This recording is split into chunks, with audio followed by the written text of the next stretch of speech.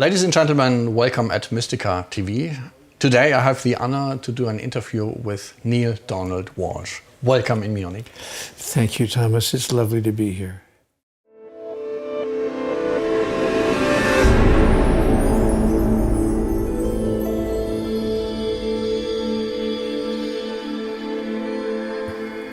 I'm very honored, really, because I love your books and you are one of the most famous best-selling authors in the spiritual literature. So more than, I think, 20 million people read your books. And you are around the world and do teachings and many things more. What do you think? Are the people nowadays more open for spiritual themes, for conversations with God, with the own soul, than, let's say, 10 or 20 years before? Do you feel that changes something? I don't think there's any question, Thomas, that is true. I think maybe 30 years ago or 35 years ago, a book by the title Conversations with God would probably not even have been published. Yeah. Because people would have thought it was almost crazy to be talking in those terms. Yeah. But I think that the Conversations with God books, and frankly the other wonderful literature produced by many messengers, Deepak Chopra, Yes. Eckhart Tolle, and others, Marianne Williamson, all of this has happened really in the past 20 or 25 years. And I think that has really started a new cycle, opened people's minds to the possibility of other realities, higher realities. What I want to say are spiritual realities. And so I think that, and I there's another reason this has happened in my view, Thomas.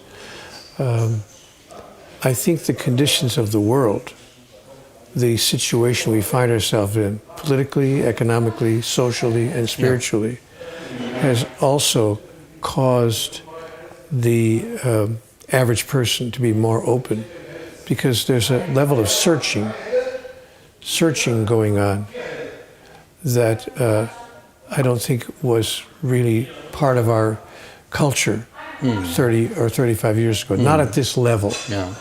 So yes, I do think we're much more open now than we were 20 or 25 years ago. Yeah, more and more. by the way, I might add, not a moment too soon. Not too soon. Just in time. Some people say it's too late. Some people say the environment and all these things, it's going down. Are you optimistic? Would you think we can put it in a good way and can help the earth and ourselves to be better human and better to the environment? Yes, of course I do. I'm actually very optimistic because it's, as Victor Hugo said, all the armies in the world cannot stop an idea whose time has come. Yeah. And I think that we are talking about ideas in the plural sense, ideas whose time has come.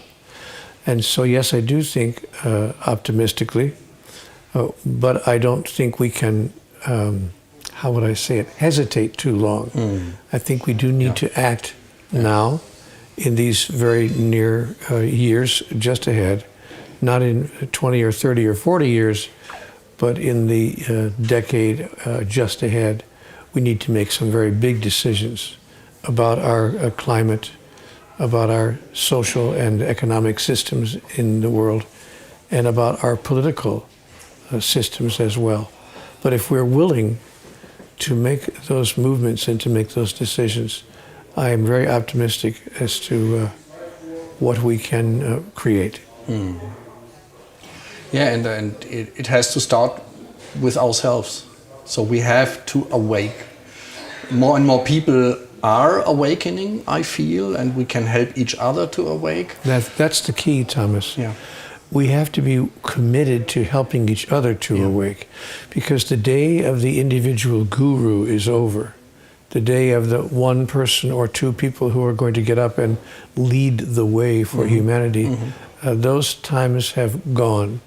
So what we're going to need now are many, many people on the team, to speak metaphorically. We need to have each one of us make a deep commitment that we are going to be the one to model the behavior, to be an exemplar, an example of what it would be like to be a new human. And if each of us are willing to take on that assignment and to have that be our personal mission, we have a wonderful chance to turn everything around. But you struck an interesting point. You made an interesting point that each one of us must be willing to be responsible for creating that outcome, or it's not going to happen. Okay, we can help each other to awake. How can we do that? What can we do when we have just, think about a friend, I have a good friend and he doesn't see this heart, this connection to God, connection to each other. He just suffers and I want to help him. What can I do? I think, as I just mentioned, Thomas, we need to set an example. Yeah. The best way to help, I mean, you could talk to someone, and sometimes that can be of help.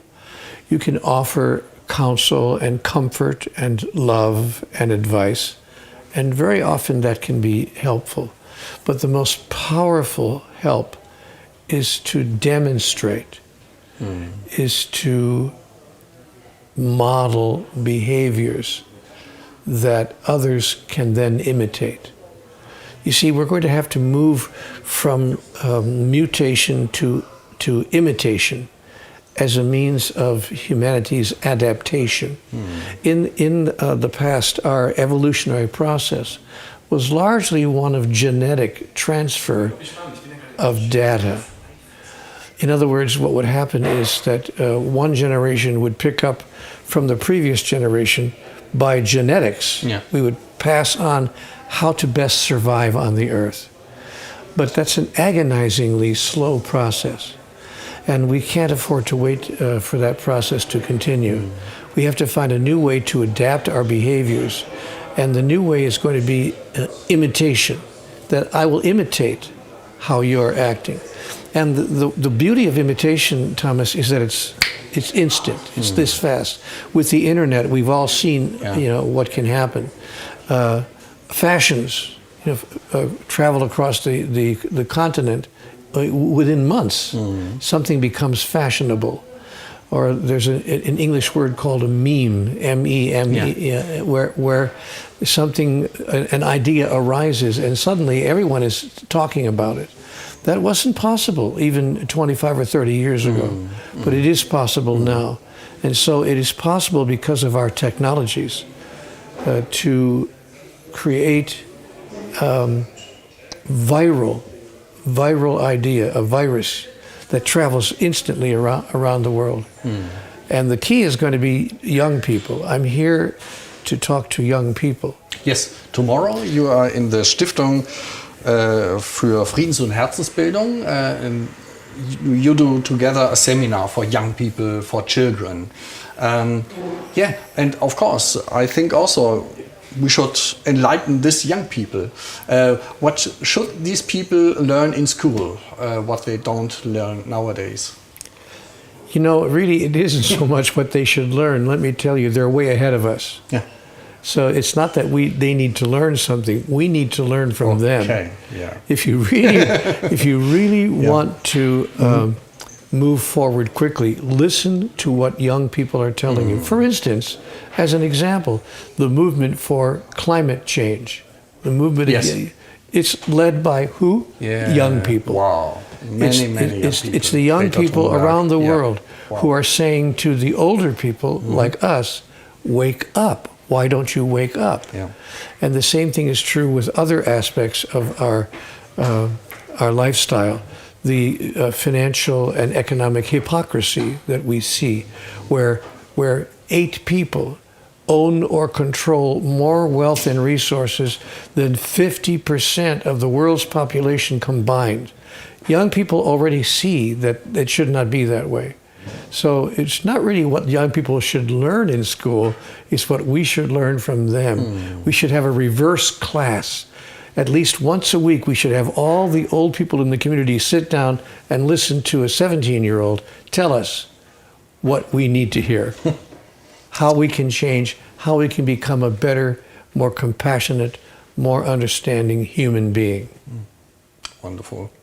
Thank you for remembering. Of course, they bring the spirit from themselves, from earlier years. You see, they're much closer to it. They're only 15 or 14 or 17 years away. They're not 50 or 60 or 75 years away from the moment when they were physically, spiritually, and metaphysically united with the source of all wisdom. And they haven't forgotten. They haven't forgotten the wisdom that they brought forward. We have forgotten. Some of us have.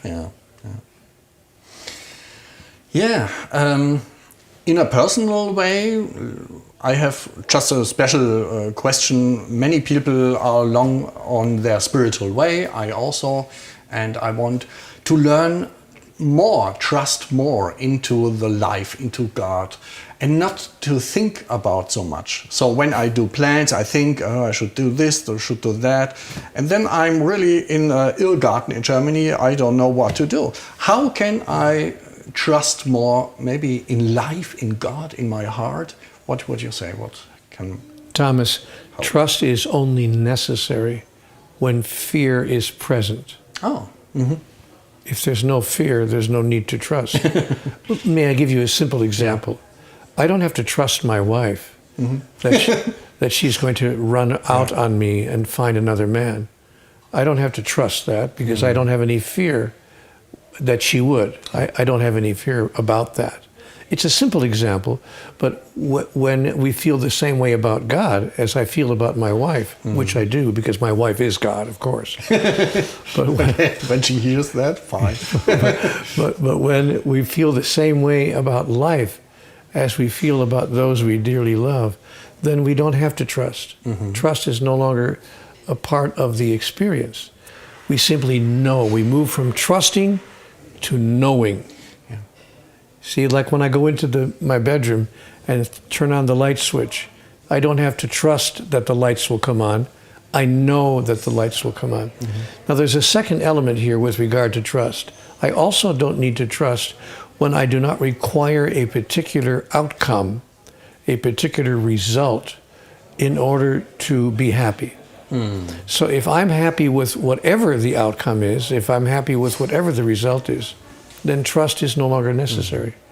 Acceptance and embracing exactly what is just the way it is eliminates the need for trust. And experience all that. To say, yes, you know, and speaking of experience, let me share with you my experience about trust. My experience, and I'm an old person, as you can see. I know that you're still not as old as I'm. A wise old person. Yeah, please. I'm a very old person with gray hair. I can barely speak. So, but as an old person, let me share with you something that I've learned. 80% of the things I was worried about in my life never happened. Probably 90%. Probably 9 out of 10 things I was worried about. It's nice to hear, really. Never happened. And it's true with you as well, when you think about it.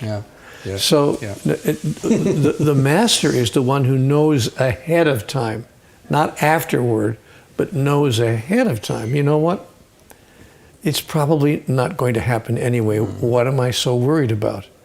And even if it does happen, it's totally okay because any outcome, any result is okay with me. So I don't deal in trust. I deal in peace.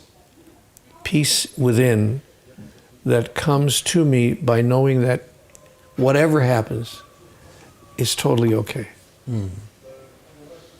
But there is an exercise sometimes, I think. When we suffer, we are not healthy. Let me explain about suffering. Suffering and pain are not the same thing. I only bring this up because you used the word suffer. pain and suffering are not the same thing. Pain is simply a physical or an emotional experience. But suffering is a judgment we make that that it shouldn't be happening. Yeah. Oh, I'm ill. It's so hard. It shouldn't be happening. Yeah. But you know, for instance, a woman in childbirth does not suffer. She may have pain, but she has joy at the same time she has pain. How is that possible? Because she knows what's going on. She knows that the pain is producing new life, which is true, by the way, not just of childbirth, but all of pain. All pain is birthing new life. If you look at your life, you'll discover that very quickly. So it's not necessary to suffer simply because emotional or physical pain is present. It's not necessary. Thank you. Yeah, one of the most important solutions in your work is the thinking about we are all one. And I like this very much. And sometimes I forget it because I am our own special person, my own special problems. How can we here also remember each other, that we are all together? How can we help each other, that we really can live this togetherness? I have a magic question that I ask myself that helps me to experience my unity, my oneness with others. And it's a question that I ask in my mind privately. When I see any other person behaving in any particular way, whether it's wonderful behavior, they're being very brave, they're being very courageous, they're being very compassionate, they're being very loving, or whether it's not such wonderful behavior, they're being ugly, they're being domineering, they're being argumentative, whatever another person is being, I will look at that person and ask myself privately, what part of me am I seeing over there? Is there a part of me that I am seeing over there? This person is being not pleasant. This person is being impatient. This person is being unkind. Have I ever been that way? And if I can remember times when I have been like that, then I can embrace them in that behavior as well. Also when they're being wonderful, when they're being brave or courageous or compassionate or incredibly kind, I can say, have I ever been brave or compassionate or incredibly kind? And the answer is also yes, many times. So when I'm very clear that I can't see anything out there that I have not seen over here, the experience of oneness becomes very easy. And so it's a little magic question that I ask myself. Yeah, for instance, I'm asking myself the question right now. I'm watching you ask me all these questions. You know, I spent 20 years as an interviewer. Yeah, of course. On radio journalist and television. Not just a print media journalist, but electronic media journalist. I've been in front of cameras and doing these kinds of interviews in that chair for 25 years. Yeah. So I know exactly what's going on. I know what's happening. and I have been in your chair. So I see us as one, except you're much more handsome than I was. But other than the fact and that you're wiser than I am. Other than the fact that you're much better looking, I know what it's like to be you. Yeah, fine. Yeah. And I know what it's like to be other people. There's a young lady sitting across the room right now. She's a very attractive, beautiful young woman.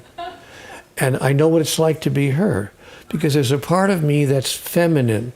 Yeah. I have feminine energy in me that I used to deny. I wanted to be a man. But now I don't anymore.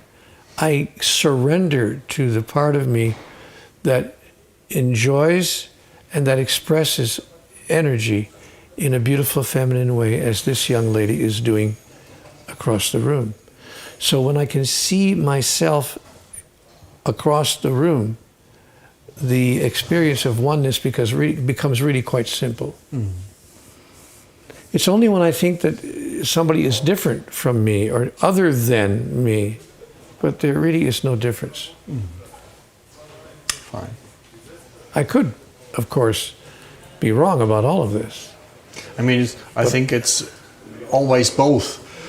On the one hand, we are all connected, and on the other hand, every one of us is a special color of God or something, and this is also very nice. Yeah. Like in the body, the different organs, every organ has its power, but they are all connected. Well, I use my hand as an example. I say to people when I give my lectures, look at my fingers. All individual. Each one looks different, and each one has a different function. So they are individual, but not separate. So individual and separate are not the same thing.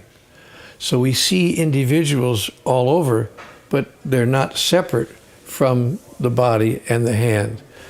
I see that each of us are fingers on the hand of God. Very nice. One last question having to do with conversations with God. Many people want to know, how can I talk with God in a more directly way? By simply doing so. By simply doing exactly that. By simply talking to God in a very direct way. Okay. And there's no one way that's better than another way. I do it in writing. A person could do it verbally. We simply have an opportunity to choose the way that works best for us. Some people do it through meditation. Some people do it through prayer, which is a very traditional way. But most people think of prayer as a one-way experience. In other words, I talk to God, but God doesn't talk back to me. The opportunity that we now give ourselves is to be willing to hear God talk back to us. I just finished last evening an event in Paris. There were 2,200 people in the audience. And with 2,200 people, I gave them all a chance to have their own conversation with God.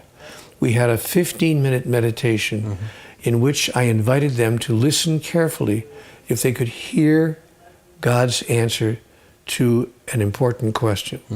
And the question I invited them to ask God is, what do I need to change in me in order to evolve to the next level in my experience of my humanity? And then I gave them each a few moments to receive that message. And when those moments were done, I asked the audience, how many of you felt that you received a message from God? 90% of the hands in the audience went up.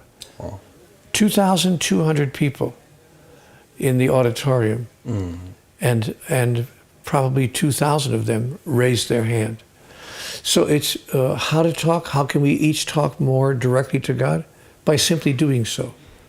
You can just talk to God. You can just say, God, Yeah, what should I do? And be open, really be open for the answer. Yeah, and maybe it comes. Yes, and be ready for a surprising answer. Yeah. Because the answer may not always be what you think it should be or will be. Yeah. It could be a very surprising answer. Let me give you an example. My wife and I were married. I bring my wife up a lot because she's a good example of these metaphysical truths. My wife and I were married after knowing each other 1 week. We were friendly for a week. And she turned to me and said, I think we should be married, And I said, done. And shook her hand. See, because it didn't occur to me to not follow that energy. That was 12 beautiful years ago, 12 delicious years ago. And I made a snap decision because I can feel energetically when the divine opportunity and invitations of life are presenting themselves. It's a matter of being open to the energetics. That's a good example. So maybe it's a good help for our way in life. When we go, should I go this way or that way? Just ask and just feel, where is this wow feeling, this good feeling? Yes. Is it? Because it's, you see, because what's true is you can't make a mistake. See, the problem is people think you can make a mistake. But even what we call mistakes are very often highly beneficial in terms of our evolutionary process. I have fun with my audiences. I often ask my audiences, how many of you have made what you thought was one of the biggest mistakes of your life, only to find out a year later that it was one of the best things that ever happened to you? And all the hands go up. Also. So a master is the one who knows that ahead of time. God said something interesting to me in conversations with God. She said, it's impossible for you to make a mistake, because every step you take is a step forward in your evolutionary process. You only call it a mistake because you wanted it to be something other than it is. But the master sees the perfection in every outcome, which is why one of the most powerful messages of Book 1 in the Conversations with God dialogue is exactly that. See the perfection.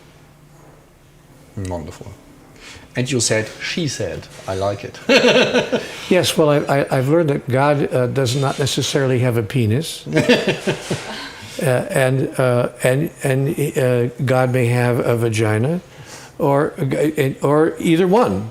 I mean, you see, we have this whole idea that no, you don't understand.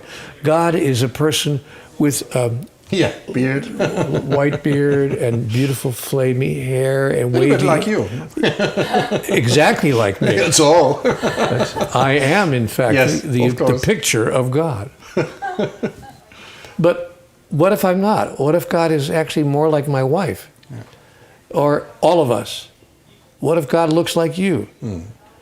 So it turns out that we are wrong to assume that God has limited characteristics that can only manifest itself in one form.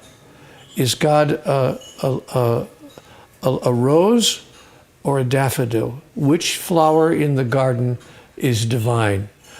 Oh, I see. They all are. Isn't that interesting? Fine. Thank you very much. Very heart-touching talking with God, with you. Thank you very much. Well, thank you. Very welcome. Thank you for asking me. It was lovely to spend this time with you. Wonderful. Thank you very much. Yeah, ladies and gentlemen, maybe you try this little meditation now to ask, what is the next step? God, give me a sign. And wonder what happens. All best time for you. Goodbye.